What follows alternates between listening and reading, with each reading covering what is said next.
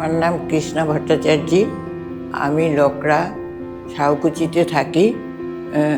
আমি এখানে north east হাসপাতালে ট্রিটমেন্ট করাই আজকে 4 বছর, এবং ট্রিটমেন্ট করাইয়া আমি অনেক সুস্থ আছি।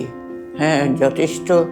আমার ব্রেস্ট ক্যান্সার হয়েছিল বাদিকে, এটা মোটামুটি ওনারা ভালো করে দিয়েছে। আর সবসময় আমি 6 মাস 7 মাস পর পর এসে চেক আপ করাই। এই চেক আপে আমার যথেষ্ট হয়, উপকার, এবং সকলেই এটার উপকার পায়। এখানে খুব ভালো ট্রিটমেন্ট, খুব ভালো এটাই হলো, আমি ভালোই